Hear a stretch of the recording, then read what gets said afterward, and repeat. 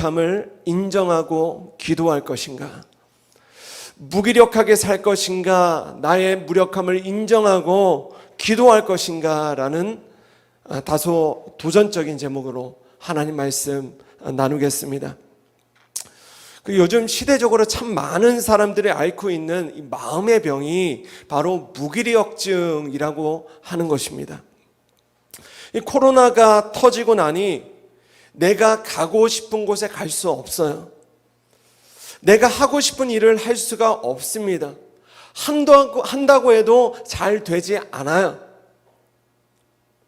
설상가상으로 경제적인 어려움까지 겪고 나니 또 먹고 사는 기본적인 생존의 문제까지 흔들리고 나니 삶의 의지를 자꾸만 잃어버리게 되는 것이죠. 삶의 의지가 없다. 이 무기력증의 아주 중요한 증상 중에 하나입니다. 이 인터넷에 제가 찾아보니까 이 무기력증 테스트라고 나오더라고요. 그래서 이 테스트가 굉장히 많습니다, 종류가. 그래서 제가 이 몇 가지를 보다가 그 중에 제일 괜찮은 걸로 제가 뽑아왔습니다. 자, 12가지인데요. 여러분들도 한번 체크해 보시면 좋을 것 같습니다. 자, 첫 번째. 아무 이유 없이 의욕이 없다. 두 번째, 불면증이 계속된다. 세 번째, 기억력이 떨어졌다. 원래 그런 분들 계시죠? 자, 네 번째, 입맛이 없거나 폭식을 한다. 다섯 번째, 아무리 쉬어도 피곤하다. 저요, 막 나와요. 자, 여섯 번째, 감정 기복이 심해졌다. 자, 일곱 번째, 삶의 의미가 없다. 여덟 번째, 부정적인 생각이 자꾸만 든다. 아홉 번째, 예전에 관심이 있었던 일인데 이제는 흥미가 갑자기 사라졌다. 열 번째, 어디론가 자꾸 떠나고 싶다. 저요, 장미자매 저요. 11번째, 삶의 기쁨이 없다. 12번째, 원인 모를 두통과 몸이 아픈 일이 생겨났다. 자, 체크하십시오. 이 중에 4개 이상이면 경증 무기력증. 4개를 기다리세요. 7개가 넘어가면 진짜 무기력증. 자, 10개가 넘어가면 심각한 무기력증이라고 합니다. 중요한 것은요, 예수님을 믿던 믿지 않던 이 시대에 정말 많은 사람들이 이 무기력증을 앓고 있다는 것입니다. 그런데 정신의학적으로 보면 이 무기력증이 심해지면 뭐가 돼요? 우울증이 되는 거예요. 우울증. 그리고 사실 이 무기력증은 우울증의 중요한 증상들 중에 하나입니다. 제가요, 어릴 적부터 이 만화를 굉장히 좋아했습니다. 그래서 요즘도 제가 목사이지만 종종 웹툰을 저는 즐겨봐요. 뭐 욕하려면 욕하세요. 저는 웹툰이 너무 좋아요. 그 중에 제가 즐겨보는 이 웹툰 중에 복학왕이라는 웹툰이 있습니다. 참 최근에 여러 가지 일들로 이슈가 되었던 기안84라는 작가가 그린 웹툰이에요. 최근 제가 참 나름 의미 있게 봤던 시리즈가 광어인간이라는 시리즈였습니다. 이 시대의 사람들, 특별히 이 암담한 시대를 살아가기 위해 몸부림치는 이 청년 세대를 광어에 비유해서 이야기를 풀어간 거예요. 그런데 제가 개인적으로 이 청년 목회를 오래 했잖아요. 그래서 이 이야기가 굉장히 제 마음 가운데 와 닿았습니다. 광어의 특성이 있어요. 일단 그 얼굴이요, 한쪽으로 몰려져 있습니다. 그죠? 이게 뭡니까? 사람의 눈치를 보다 보니까 눈을 비롯한 얼굴이 다 한쪽으로 이렇게 몰려져 있는 거예요. 또 캡처하시면 안 됩니다.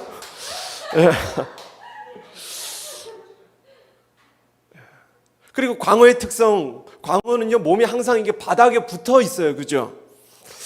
다른 물고기는 그래도 똑같이 이렇게 균형을 잡아서 헤엄치면서 가는데 광어도 처음 태어날 때는 이렇게 생겼대요. 그런데 점점점 이렇게 바닥으로 가라앉아서 바닥으로 이렇게 헤엄치며 다닌다는 것이죠. 바닥에 바짝 붙어서 저자세로 다녀요. 또 광어의 이 중요한 습성 중에 하나가 뭐냐면 항상 모래 밑에 숨어서 지낸다는 것입니다. 그래서 숨지 않으면 견디지 못하고 드러나기를 싫어하고 실패를 두려워하고 아무리 일어나려고 해도 다시 바닥에 주저앉을 수밖에 없는 이런 청년 세대의 현실을 풍자한 게 바로 이 웹툰인데 굳이 보라고 말씀드리지는 않겠습니다. 다만 제가 이 웹툰을 설교의 재료로 쓴 것은 이 땅의 젊은 세대들 뿐만 아니라 저를 포함한 우리 모두에게 이 광어와 같은 모습이 다 있다는 거예요. 그 횟집을 한번 지나면서 광어를 자세히 한번 보십시오. 일단 아무 의욕이 없습니다. 눈이 갔어요. 눈이 흐리멍텅해요. 그리고 이 광어는 그냥 누워있는 게, 바닥에 누워있는 게 제일 편한 거예요. 특별히 오늘 설교를 준비하며 당분간 광어회는 못 먹지 않을까 생각을 했습니다. 아무튼 이런 무기력한 모습이 우리 모두에게 있다는 거예요.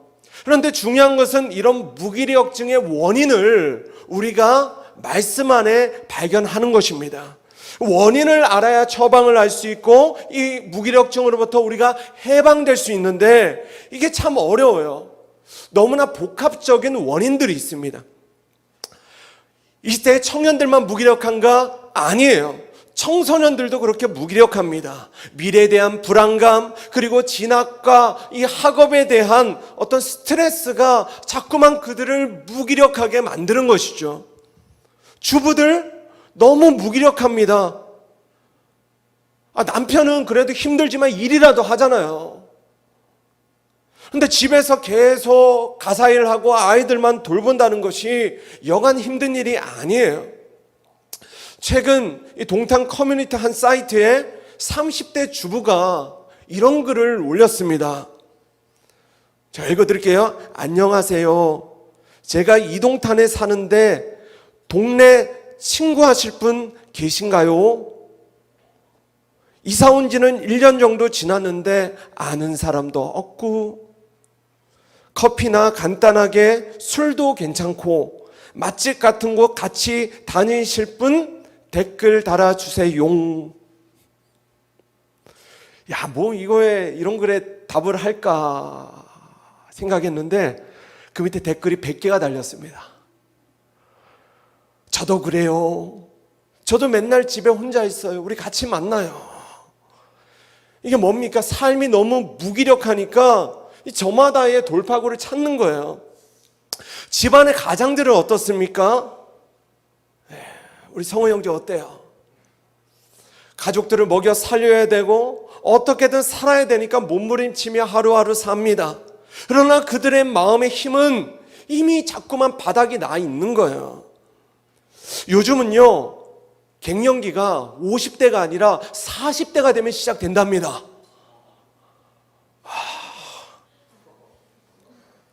빨라졌어요. 그 호르몬의 변화와 그리고 이 환경적인 답답함이 갱년기의 시작점을 빨라지게 했대요. 이 갱년기를 다른 말로 제2의 사춘기라고도 합니다. 그래서 요즘 우리 남편이 갑자기 중2 같이 행동을 한다, 중2 같은 행동을 한다, 그러면 이 갱년기를 의심해 보셔야 돼요. 통계적으로 40대 이상의 남성은요 10명 중에 무려 3명이 이 갱년기 환자라고 합니다. 여성은 이 갱년기 증상이 남성보다 더 심각하다고 해요. 그리고 이 갱년기 주요 증상 중에 하나가 바로 이 무기력증입니다. 무기력증. 그래서 이 유튜브에 검색해 보면요, 이 무기력증 극복법이라고 쳐보시면 컨텐츠가 어마어마하게 만들어져요. 저도 하나 만들려고요. 뭐 기본적으로 수십만, 수백만이에요, 조회수가. 제가 몇 개를 봤는데 계속해서 쭉 보는데 솔직히 답이 없습니다. 그 답이 이런 것들이에요. 긍정적인 생각을 하세요. 기분 좋은 생각을 많이 하세요. 나의 무기력함을 인정하세요. 또 이런 거, 한 걸음씩 빠져나오세요. 이거 누가 모르나? 스스로를 격려하세요. 제일 재밌는 거, 마카롱을 많이 드세요. 좋은 향수를 쓰세요. 영양제를 많이 드세요. 뭐 여러 가지 나름 도움이 되는 이야기들을 합니다.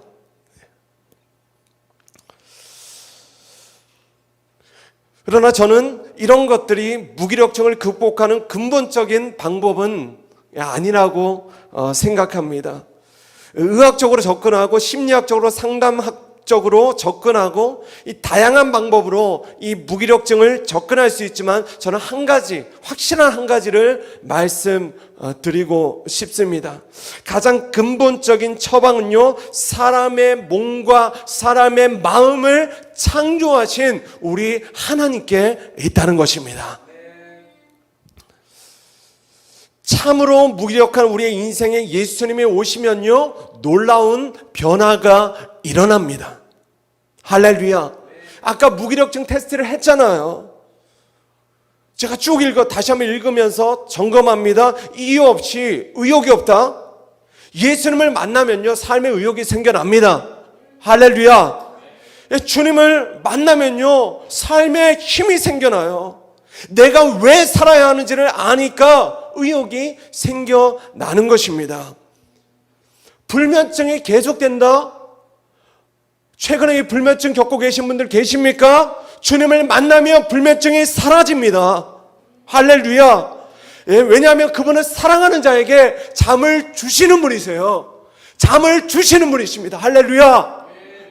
어제도요, 여러 가지 일들로 제가 사실 신경이 예민했습니다. 잠이 안 왔어요. 그런데 침대에 딱 누워서 내일 설교 그래 다시 한번 봐야지, 이 설교만 읽는데 졸려요. 제가 제 설교니까 너무 졸려요. 불면증이 사라지는 것이에요. 할렐루야. 자, 기억력이 떨어졌다?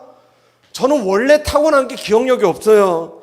세 가족 이름 외우는 게 저는 제일 어려운 사람입니다. 종종 여동생 이름도 잊어먹어요. 그런데 우리 안에 계신 성령님은요, 기가 막히게 하나님의 말씀은 기억나게 하시는 분이십니다. 언제요? 우리 인생이 실패할 때, 언제요? 우리 인생이 좌절될 때에, 언제요? 우리가 기도해야 될 때에, 그때마다 우리에게 세임 주시는 하나님의 약속의 말씀을 기억해 하시는 것입니다. 입맛이 없거나 폭식을 한다? 저는요, 교회에서 목장 모임 마치고 같이 밥 먹을 때 밥을 맛없게 먹는 사람을 본 적이 없어요. 이상하게 교회만 오면 밥이 맛있어. 그렇잖아요. 교회 밥은 맛있어요. 할렐루야. 지금은 못 먹지만, 요즘 교회에서 밥을 못 먹게 하지만 이상하게 교회만 오면 멸치에다가 김만 싸 먹어도 그렇게 맛있는 거예요. 폭식? 종종 할 수 있죠. 조금 스트레스 받고 좀 못 먹으면 많이 먹을 수 있습니다. 그러나 절제의 영이신 성령님으로 충만해지면 그런 폭식을 반복해서 살지는 않는 거예요. 아니, 우리 동의선교사님처럼 원래 많이 먹는 사람 말고, 이분은 뭐 그냥 평소에 그냥 먹는 게 다른 사람 보기에 조금 폭식 같아 보이는데 이분은 정말 많이 먹는 분이세요, 원래. 자, 아무리 쉬어도 피곤하다? 따라합시다. 운동을 안 해서 그렇다. 이게 삶이 무기력하니까 운동할 힘이 없는 거예요. 그래서 운동을 안 해서 원래 자꾸만 피곤해지는 것이죠. 여러분, 운동하시기 바랍니다. 그리고 이 말씀 같이 한번 읽겠습니다. 이사야 40장 30절 31절. 오늘 PPT가 준비가 안 됐대요. 자, 성경을 한번 찾으십시다. 이사야 40장 30절 31절. 제가 언제든 이렇게 찾을 수 있도록 성경책 준비해 놓으라고 사전에 말씀드렸습니다. 자, 같이 읽겠습니다. 시작. 소년이라도 피곤하며 곤비하며 장정이라도 넘어지며 쓰러지되 오직 여호와를 앙망하는 자는 새 힘을 얻으리니 독수리가 날개치며 올라간 같을 것이요 다른 박질하여도 곤비하지 아니하겠고 걸어가도 피곤하지 아니하리로다. 할렐루야. 자, 모든 사람은요 피곤하고 곤비하고 넘어지고 쓰러집니다. 사람이 존재적으로 그렇게 약해요. 그러나 하나님을 사랑하고 갈망하는 자에게는 오늘 우리 모두에게 영적으로 예비되어진 어떤 힘, 신비한 힘, 하나님만이 주실 수 있는 그런 새로운 힘이 있다는 것입니다. 오늘 그 새 힘으로 충만해지는 예배가 되길 주의 이름으로 축원합니다. 또 감정 기복이 심해졌다. 주님을 만난 사람은요 더 이상 어떤 사람의 말에 폭주하지 않습니다. 환경에 요동하지 않아요. 마태복음 8장을 보면 제자들이 이 폭풍우가 치는 배 위에 있었잖아요. 환경이 요동하니까 조금 전까지 평안하던 제자들이 이 마음도 막 폭풍우가 치는 거예요. 방금 전까지 수많은 병자들을 치유하고 고치시던 그 놀라우신 주님이 곁에 계심에도 불구하고 그들은 여전히 두려워하고 있는 것입니다. 그때 주님이 말씀하시는 것이죠. 예수께서 이르시되 어찌하여 무서워하느냐, 믿음이 작은 자들아 하시고 곧 일어나사 바람과 바다를 꾸짖으시니 아주 잔잔하게 되거늘. 할렐루야.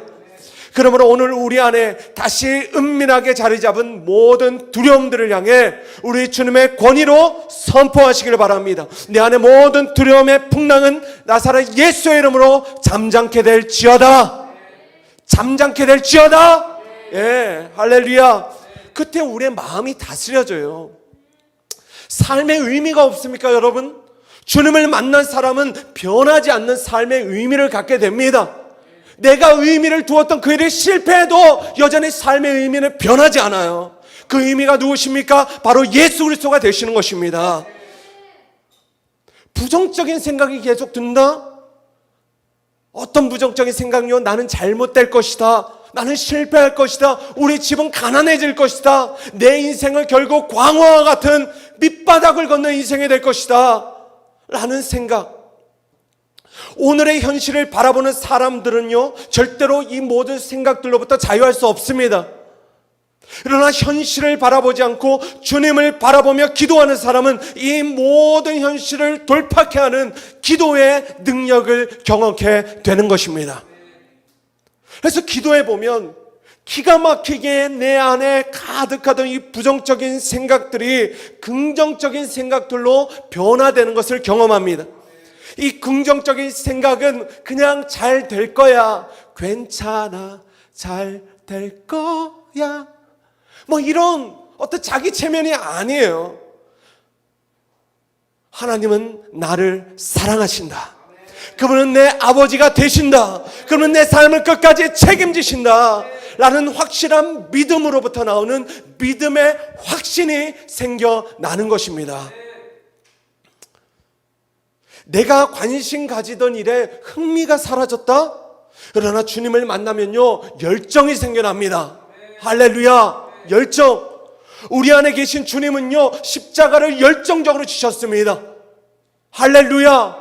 그는 힘들고 인상 쓰시면서 십자가를 지시지 않으셨어요. 그분은 무엇보다 하나님 아버지께서 관심을 두시는, 관심을 가지시던 모든 영혼들을 열정을 다해 사랑하셨습니다. 그래서 흥미가 사라지는 것이 아니라 오히려 주님께서 주신 흥미가 우리의 비전이 되고 우리 마음이 불붙게 되는 것입니다. 어디론가 자꾸 떠나고 싶다? 그런데 주님을 만나도 자꾸만 어디론가 떠나고 싶어요. 자꾸 교회로 떠나고 싶어요. 할렐루야. 예. 그러니까 오늘도 예배 드리는데 몇몇 분들이 제게 사정을 합니다. 목사님, 20명까지 교회에 갈 수 있는 걸로 알고 있습니다. 스텝으로 가장해서 좀 가면 안 되겠습니까? 좀 마음이 안타까웠어요. 안 됩니다. 제가 이야기했습니다. 조금만 참으십시오. 할렐루야. 예, 조금만 다시 모여 예배할 수 있는 그날을 속히 허락하실 줄로 믿습니다. 예. 자꾸 떠나고 싶어요, 교회로. 주님의 임재가 가득한 은혜 자리로 자꾸 떠나고 싶어집니다. 여행은 떠나고 싶지만 갔다 와도 금방 허무해지잖아요. 그러나 은혜의 자리, 그리고 주님의 영을 함께 가진 믿음의 형제 자매들이 함께 예배하고 교제하는 그 자리는요, 하나님 아버지의 마음과 사랑으로 가득 채워지는 것입니다. 삶에 낙이 없다, 기쁨이 없다, 주님을 만나시길 바랍니다. 예, 주님을 만나면 우리의 마음 가운데 기쁨이 가득 채워지는 거예요. 우리 주님은 기쁨의 근원이 되십니다. 마지막으로 원인 모를 두통과 몸이 아픈 일이 생겨났다? 예, 주님을 만나면요, 그 원인이 알아집니다. 예배하다 보면 내가 이래서 그랬구나, 그래서 그랬구나 알아져요. 그리고 나를 억누르던 마음의 모든 무거운 짐을 주님 앞에 다 내어 던지고 우리는 모든 무기력으로부터 빠져나올 수 있게 되는 것입니다. 오늘 여기까지 말씀을 들으시고 스스로 내가 최근 무기력증에 빠져 있었다, 그럴 수 있어요. 그러나 정말 그것이 느껴지시는 분들은 오늘 말씀 가운데 다 빠져나올 수 있기를 바랍니다. 정답은 간단합니다. 오늘 내 안에 느껴지는 모든 무기력을 예수의 이름으로 거절하는 것입니다. 주님을 다시 만나면 되는 것입니다. 바라기는 전에 광어같이 힘없이 땅만 바라보며 좌절하던 인생들이 다시 하늘을 바라보고 기대하며 생동하는 인생으로 변화되길 주의 이름으로 축원합니다. 주의 이름으로 축원합니다. 예, 특별히 오늘 제목은요, 제가 어느 때보다 지어놓고 참 잘 지었다라는 생각이 들었습니다. 무기력하게 살 것인가, 나의 무력함을 인정하고 기도할 것인가. 무기력과 무력함, 이게 비슷한 말인 것 같은데 전혀 비슷하지가 않습니다. 무기력도 힘이 없는 것이고 무력함도 힘이 없는 거 아닙니까? 같은 말 아닙니까? 생각하실 수 있지만 그렇지 않아요. 무기력과 무력함, 이 두 가지는 근본적으로 두 가지 차이점이 있습니다. 하나는 시선이고 다른 하나는 그것을 느끼는 위치예요. 하나는 시선, 다른 하나는 위치. 먼저 무기력한 자의 시선은요, 이 땅을 향합니다. 나를 향하고 사람을 향해요. 땅을 바라보기 때문에 무기력해지는 것입니다. 내가 가진 능력을 바라보고 다른 사람들을 바라봐요.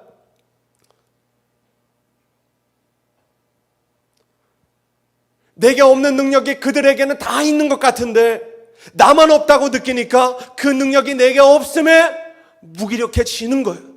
다른 사람은 돈이 다 있는 것 같은데 나만 없으니까 무기력해지는 거예요. 다른 사람들은 다 건강이 있는 것 같은데 나만 없는 것 같으니까 무기력해지는 거예요. 그러나 반대로 무력한 자, 다른 말로 나의 무력함을 하나님 앞에 인정하는 자의 시선은요, 반드시 하늘을 향하게 되는 것입니다. 주님을 향하고 주님의 계신 은혜의 보좌를 향해요. 히브리서 4장 16절은 이렇게 말씀합니다. 그러므로 우리는 긍휼하심을 받고 때를 따라 돕는 은혜를 얻기 위하여 은혜의 보좌 앞에 담대히 나아갈 것이라. 누가 은혜의 보좌 앞에 담대하게 나아갑니까? 그냥 한 걸음 한 걸음이 아니라 확 달려갑니까? 나는 무력하지만 내가 믿는 하나님은 절대로 무력하지 않다. 이것을 확신하는 사람이 은혜의 보좌 앞에 나아가는 것입니다. 그분은 왕이시다. 그분은 우리의 주인이시다. 그런데 그 왕이시고 주인이신 하나님이 우리의 아버지가 되시는 거예요. 예배는 그 왕이시고 주인이시고 아버지이신 그분이 다스리는 보좌 앞에, 다른 말로 왕좌 앞으로 우리가 나아가는 것입니다. 그래서 오늘도 우리가 인터넷으로 예배하고 각자의 집에서 예배하고 있지만 결국에는 우리 모두는요, 그 은혜의 보좌 앞에서 반드시 만나야 하는 것입니다. 그리고 함께 찬양하는 거예요. 우리 보좌 앞에 모였네. 함께 주를 찬양하며 하나님의 사랑, 그 아들 주셨네. 그의 피로 우린 구원받았네. 같이 찬양하실까요? 구원하심이 보좌에 앉으신 우리 하나님과 어린 양께 있도다. 구원하심이 보좌에 앉으신 우리 하나님과 어린 양께 있도다. 할렐루야. 정말이지 능력 없고 무력한 힘이 없는 우리를 구원하실 수 있는 유일한 분, 우리 하나님과 어린 양 예수 그리스도, 주님의 계신 보호자 앞으로 우리는 죽을 때까지 나아가는 것입니다. 그리고 죽고 나서는 그 보좌 앞에서 영원토록 주님을 예배하는 것, 바로 이것이 하늘 소망을 가진 사람들의 삶인 것입니다. 다시 돌아가면 무기력한 자의 위치는요, 철저히 고립되어 있습니다. 무기력하는 자는요, 막 뭔가에 이렇게 둘러싸여 있어요. 사방으로 우겨쌈을 당하고 있는 거예요. 우겨쌈을 당하니까 자꾸만 광어처럼 모래 안으로 숨고 바닥으로 주저앉고 사는 거예요. 이 코로나가 그런 삶을 살 수밖에 없도록 우리를 자꾸만 무기력해 하잖아요.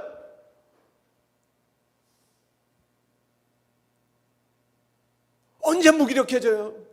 우리 음악하고 레슨하는 지체들 많잖아요. 레슨에 하나 둘씩 떨어져 나갈 때 점점 무기력해지잖아.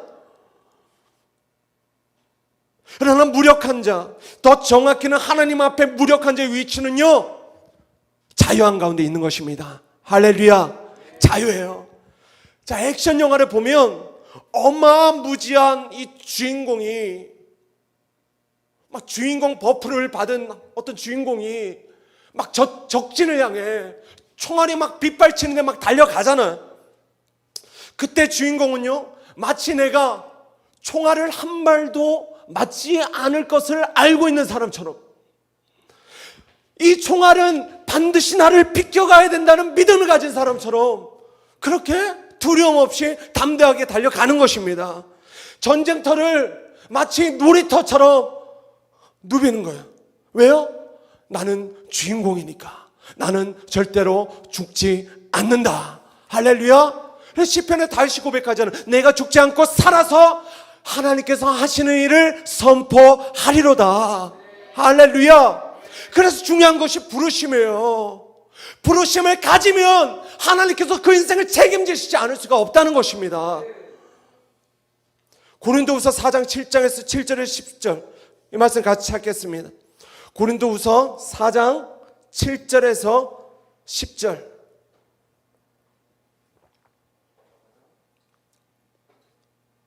고린도후서 4장 7절에서 10절 같이 읽겠습니다. 시작. 우리가 이 보배를 질그릇에 가졌으니 이는 심히 큰 능력은 하나님께 있고 우리에게 있지 아니함을 알게 하려 함이라. 우리가 사방으로 우겨쌈을 당하여도 쌓이지 아니하며 답답한 일을 당하여도 낙심하지 아니하며 박해를 받아도 버림받지 아니하며 거꾸리뜸을 당하여도 망하지 아니하고 우리가 항상 예수의 죽음을 몸에 짊어짐은 예수의 생명이 또한 우리 몸에 나타나게 하려 함이라. 할렐루야. 그러므로 하나님 앞에 나의 무력함을 인정하는 사람은 어떤 사람인가? 심히 큰 능력은 하나님께 있고 내게 있지 않다는 것을 정말로 확신하는 사람인 것입니다. 그러니 사방으로 우겨쌈을 당하여도 쌓이지 않아요. 답답한 일을 당하여도 낙심하지 않아요. 박해를 받아도 버림받지 않아요. 거꾸로뜸을 당해도 망하지 않습니다. 이게 뭡니까? 무기력해질 틈이 없는 거예요. 할렐루야. 예, 한번 믿음으로 선포합시다. 나는 무기력해질 틈이 없는 사람이다. 할렐루야. 예. 나는 무력하지만 그 힘이 없음에 절망하지 않고 오히려 자유함을 누리게 되는 것입니다. 무엇보다 나의 무력함을 하나님 앞에 인정하는 사람은요, 반드시 기도하게 되어 있습니다. 반드시 기도하는 것입니다. 기도는 유력한 자를 위한 것이 아니라 무력한 자를, 철저히 무력한 자를 위한 것입니다. 하나님은 힘이 있는 자를 위해 기도를 주신 것이 아니라 힘이 없는 자를 위해 기도를 주셨음을 믿으시기 바랍니다. 기도는 무력한 자가 의지할 수 있는 최후의 방책이자 돌파구가 되는 것입니다. 내 힘과 노력으로 해봐도 다 안 되는 바로 그 일을 하나님은 기도할 때에 이루어 주시는 것입니다. 기도를 의지하지 않는 사람, 그럼 결국 하나님을 의지하지 않는 사람인 거예요. 기도를 의지하지 않는 사람은 하나님을 의지하지 않는 사람인 거예요. 기도와 무력함은 불가분의 관계에 있습니다. 진짜 기도를 훈련해 보면 진짜 기도의 맛을 알게 되는 순간이 있어요. 여러분, 기도를 훈련해 보면요, 정말 기도가 이런 거구나 라는 이 기도의 맛을 빡 하고, 우리 자녀들이 자라면 지금은 커피 맛이 모르잖아요. 우리 서로 자매도 커피 맛 모르잖아요. 그런데 좀 더 나이를 먹으면 커피 맛이 빡 하고 이 커피 맛이 알아지는 그런 때가 있어요. 여러분, 정말 기도가 무엇인지 아십니까? 니들이 기도의 맛을 알아? 니들이 개 맛을 알아? 기도의 맛을 아십니까? 이 기도의 맛이 우리 안에 빡 하고 알아지는 때가 있다는 거예요. 예. 기도의 능력을 경험할 때가 있다는 것입니다. 그때가 언제입니까? 기도할 힘조차 내게 없었어요. 그런데 기도하게 되는 거예요.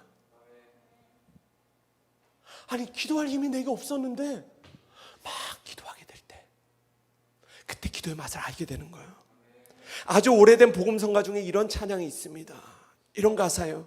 당신이 지쳐서 기도할 수 없고 눈물이 빗물처럼 흘러내릴 때 주님은 우리의 연약함을 아시고 사랑으로 인도하시네. 그리고 그 바로 다음 가사가 뭐예요? 누군가 널 위하여 기도하네. 이 누군가가 누구입니까? 바로 우리 안에 계신 성령 하나님이십니다. 예수님의 영이 우리를 위해 기도하시는 거예요. 바로 여기서 지난주 설교가 연결이 됩니다. 진정한 기도의 출발은 우리 안에 계신 예수님과 관계를 맺는 거예요. 그 관계가 어떻게 맺어지는가? 바로 그것은 우리가 하나님 앞에 나의 무력함을 철저히 인정하는 것입니다. 그때 내 안에 계신 주님이 기도할 힘을 주시고 기도를 이끌어 가시는 거예요. 그리고 그 기도는 하나님이 응답하실 수밖에 없는 기도가 된다는 것입니다. 여러분, 부르짖는 기도가 어떻게 가능합니까? 여러분, 어떻게 부르짖어 사람이 기도할 수 있어요? 힘이 있어서 기도하는 것이 아니라 힘이 없기 때문에 부르짖는 것입니다. 사람이요, 항상 부르짖어 기도할 수는 없어요. 전에도 말씀드렸지만 저는요, 이 성대가 굉장히 약한 사람입니다. 목사로서 너무 안 좋아요. 그냥 2주 기도했다고 앉아 성대가요, 제가 이비인후과 갔다 왔는데 지금 여기가 그냥 너덜너덜합니다. 구멍이 뚫려 있어요, 여기. 오늘 설교 너무 잘하잖아. 할렐루야. 예. 나의 무력함을 주님 앞에 인정하는 거예요. 예. 성대가 약하지만 저는요, 이 부르짖는 기도를 하지 않을 수가 없습니다. 왜냐하면 목회를 감당할 힘이 저에게 없기 때문입니다.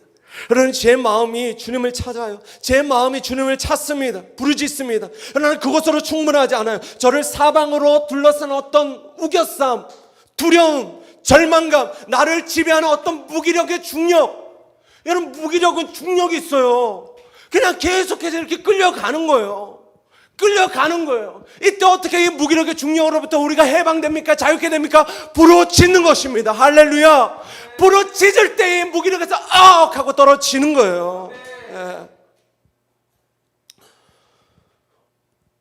바로 이것이 부르짖는 기도의 능력이고 우리가 하나님 앞에 반드시 부르짖어 기도해야만 하는 이유가 된다는 것입니다. 그래서 마가복음 10장을 보면 이 소경 바디메오가 예수님 앞에 나와서 이렇게 부르짖어 기도해요. 자, 46절 48절인데요. 마가복음 10장 46절에서 48절. 네, 같이 읽겠습니다. 시작.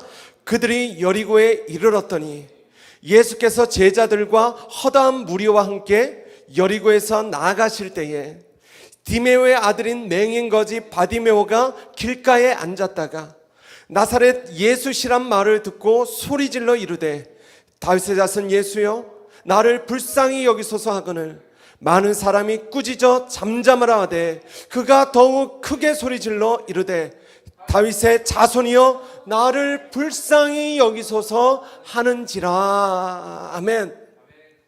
바디메오는요 나면서부터 맹인에다가 거지예요.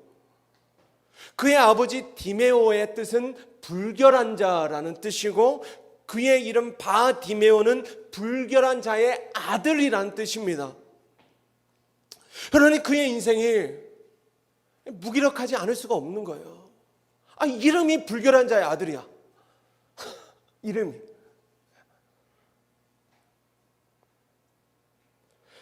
때문에 우리 모두가 아무리 무기력하다고 해도 바디메오보다 좋지 않은 환경을 가진 사람은 없잖아요. 그렇죠? 여기 안 못 보는 사람이 있습니까? 거지 있어요? 없잖아요. 다 하루 세끼 잘 먹고 잘 살면서 좋은 집은 아니더라도 따뜻한 집에서 잘 먹고 잘 사는 거예요. 나름 다 건강합니다. 그런데 그런 우리와 바디메오의 차이점이 무엇입니까? 우리는 무기력함에 너무 익숙해진 나머지 주님을 부르짖어 찾지 않아요. 기도하지 않습니다. 그러나 바디메오는 그 익숙한 무기력함을 돌파하기로 결정합니다. 그리고 주님을 향해 부르짖는 거예요. 다윗의 자손 예수여 나를 불쌍히 여기소서. 나를 불쌍히 여기소서. 특별히 저는 이 바디메오의 기도를 하나님 앞에 정말 많이 합니다. 기도하다가요 막 어떻게 무엇을 기도해야 할지 모를 때가 있잖아요. 막 기도를 하다가도 뭐 어떻게 기도해야 될지 모를 때에 저는 그냥 그렇게 기도해요. 하나님 저를 불쌍히 여겨주세요. 그때 하나님은 어김없이 나의 기도를 들으시고 내 영혼을 불쌍히 여겨주시는 것입니다. 우리가 기도할 때에 마주하는 우리의 가장 심각한 무력함이 뭐예요? 그것은 심지어 내가 무엇을 기도해야 할지조차 모르고 기도하고 있다는 거잖아요. 다시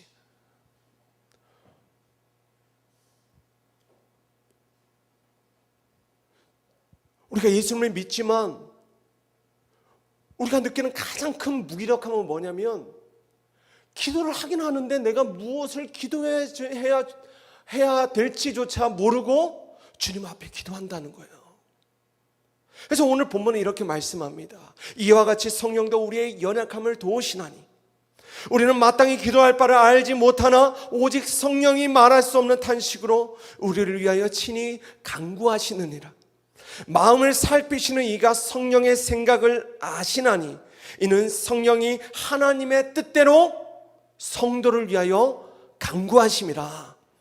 할렐루야. 자, 때문에 우리가 스스로 나는 기도할 힘조차 없고 심지어 무엇을 기도해야 될지조차 모르는 그런 무력한 존재임을 하나님 앞에 철저히 인정할 때에 하나님은 기도할 힘을 주시고 우리가 무엇을 기도해야 하는지까지 알게 하신다는 것입니다. 그리고 그 기도는 더 이상 내 생각으로 하는 기도가 아니라 성령의 생각에 붙들린 기도가 되는 거예요.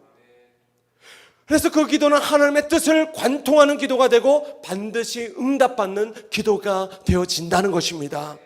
하나님의 불쌍히 여기시는 사람이 더 이상 안 불쌍한 삶을 살게 돼요. 다시 여러분, 하나님이 불쌍히 여겨주시면 더 이상 우리는 이 땅 가운데 안 불쌍한 사람을 살게 되는 것이에요. 거지는요 최대한 사람에게 불쌍하게 보여야 그 사업이 잘 돼요. 그렇잖아요. 거지가 이렇게 말끔하고 그 다음에 이렇게 정장 입고 한 푼 줍시오 하면 누가 주겠습니까? 불쌍하게 여겨야 그 사업이 잘 돼요. 그 거지의 행동에 진정성이 보일 때 우리는 지갑을 열잖아요. 그리고 그 진정성에 따라서 액수도 달라지죠. 마찬가지로 저는 여러분이 더 이상 이 세상에서 거지처럼 보이고 세상에 얻어먹는 인생들이 아니라 하나님 앞에 거지가 되고 하나님 앞에서 생명을 얻어먹는 인생이 될 수 있기를 주의 이름으로 축원합니다. 하나님, 한번 따라합시다. 하나님, 나를 불쌍히 여겨주세요. 이게 뭡니까? 나의 무력함을 철저히 인정할 때에 하나님께서 우리를 불쌍히 여겨주신다는 것입니다. 하나님은요, 우리의 마음을 살피시는 분이세요.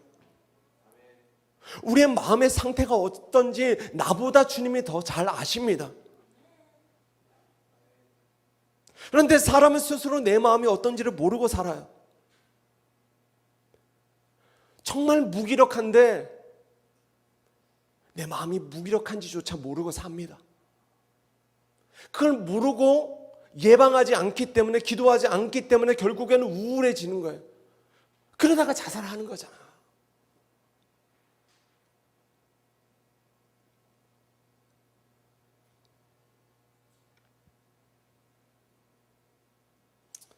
내가 얼마나 불쌍한 인생인지를 모르고 사는 겁니다. 여러분, 돈이 없어서 불쌍한 게 아니라, 집이 없어서 불쌍한 게 아니라 주님을 모르기 때문에 그 영혼이 불쌍한 거예요. 동의하십니까? 주님을 안다고 해도 주님이 주시는 힘, 기도의 힘으로 살지 않고 내 힘으로 사니까 교회를 다녀도 여전히 주님 앞에 불쌍하게 사는 거예요. 그러나 오늘 결단하시기 바랍니다. 내가 더 이상 사람 앞에, 세상 앞에 불쌍한 자로 살지 않기를 원합니다. 할렐루야. 내가 오직 하나님 앞에서만 불쌍한 자로 살겠습니다. 이제 말씀을 정리합니다. 사랑하는 여러분, 또 하나 마지막으로 결단하셔야 될 게 있습니다. 바로 오늘 설교의 제목이에요. 여러분, 사랑하는 여러분, 지금처럼 무기력하게 사시겠습니까? 아니면 나의 무력함을 하나님 앞에 인정하고 이제 정말 기도하고 사시겠습니까? 다시, 지금처럼 무기력하게 사시겠습니까? 아니면 나의 무력함을 인정하고 기도하며 사시겠습니까? 예, 무기력한 인생은 이제 절대 기도하지 않아요. 기도할 수가 없어요. 왜요? 기도할 힘이 없으니까. 나의 무력함을 하나님 앞에 인정하지 않는 사람도 절대로 기도할 수가 없습니다. 누가 기도하는가? 더 이상 내 인생을 무기력하게 살지 않기로 결정한 사람.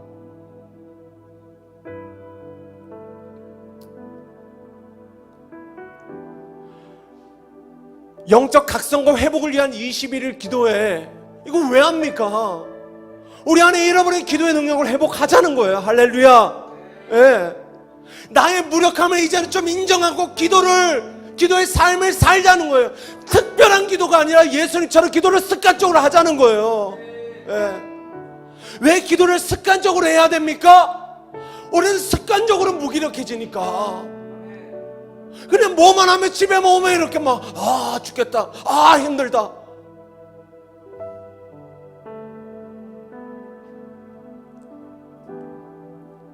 자꾸만 우리가 너무나 연약해서 습관적으로 무기력해지니까 우리는 습관적으로 하나님 앞에 우리의 무력함을 인정하고 습관적으로 기도하자는 것입니다.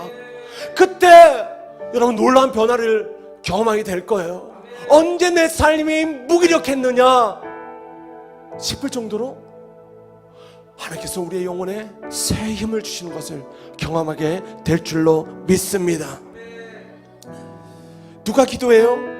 더 이상 무기력한 인생을 살지 않기로 결정한 사람, 나의 무기력함을 당연하게 받아들이지 않고 그 무기력과 맞서 싸우기로 결정한 사람. 할렐루야. 오늘 맞서 싸우기로 결정하시길 바랍니다. 다시 기도하셔야 돼요. 그러나 그것으로 충분하지 않아요. 그 싸울 힘이 내게 없습니다. 하나님 나를 도와주세요. 하나님 나를 불쌍히 여기세요. 오늘 나의 무력함을 주님 앞에 철저히 인정합니다. 주님 나를 도와주세요. 그렇게 날마다 주님 앞에 설 때에 여러분 단언합니다. 여러분의 평생에 기도의 능력을 경험하게 될 거예요. 예, 기도의 능력. 우리 김하중 장로님하고 이 기도에 대한 책 써야 됩니까? 우리 성훈 형제도 책 써요. 할렐루야. 우리 서로자매도 한 10년 지나면 5년 지나면 모르겠다. 책 한 권 써요. 기도의 응답을 받아야죠. 기도의 능력으로 살아봐야죠. 믿음으로 살아봐야죠. 우리의 삶 가운데 믿음의 발자취가 있어야죠. 그게 예수님을 믿는다는 거 아닙니까? 오늘 그런 가슴 벅찬 믿음의 삶을 내가 살기로 결정합니다. 우리 같이 한번